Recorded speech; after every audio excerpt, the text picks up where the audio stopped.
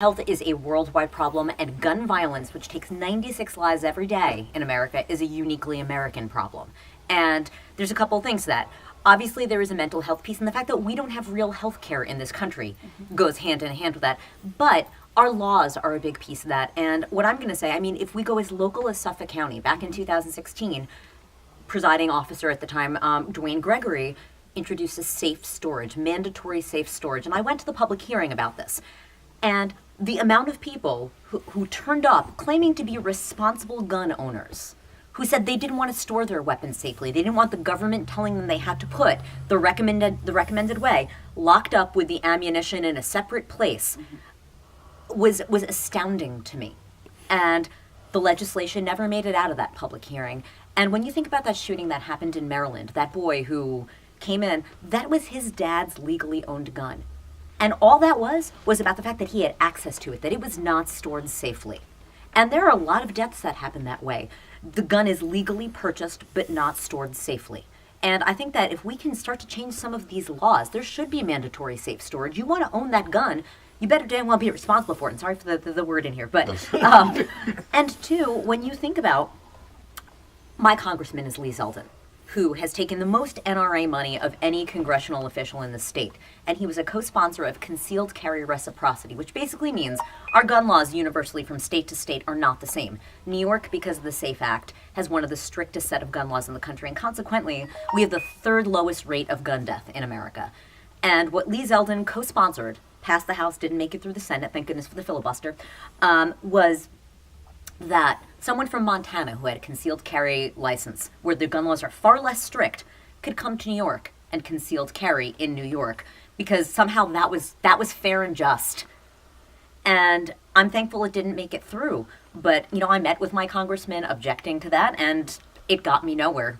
And one of the things I will be working at is making sure that my congressman is no longer in office come November, because there's just common sense gun safety that some of our politicians are ignoring. And the NRA used to stand for gun safety. And I believe they have changed over the last 20 years, and they've gone on the defensive. And it is no longer representing responsible gun owners, of which there are many. But if you object to safe storage, you're not a responsible gun owner, period. Are you going to argue against her on that? Argue? Is she I okay? totally agree with her. Okay, good. I mean, we Good. have weapons in this country. I was in the Army. An AR-15 is nothing but a civilian military assault rifle. There's no reason for anybody to have a weapon in their house that has the velocity of an AR-15, but yet we fight to keep these things on the market. Automatic assault weapons, pistols that can hold a clip that fires 18 rounds. How are you protecting your house with a pistol that can fire 18? Who are you expecting to come in there? And there is so much hate and bigotry in this country, and the ones that are holding these guns and hoarding them are the biggest ones. I don't know what war they're looking for, but there is no reason. I mean, we talk about countries with weapons of mass destruction. We need to look next door in our neighbor's basement, because they're the ones that are holding the weapons of mass destruction. They're killing our community. You got it, George. Curtis? I'll say one more quick thing. I'm sorry. When you think about the disproportionate number of deaths in communities of color, and you think about this death that happened this weekend in Sacramento or just a few days ago, there is no reason to ever fire 20 shots at an unarmed person. And that is an epidemic in this country, and it happens all over this country, particularly to... What do you mean 20? What happened? Tell me about it. I forget his name. I think it was Tell me this.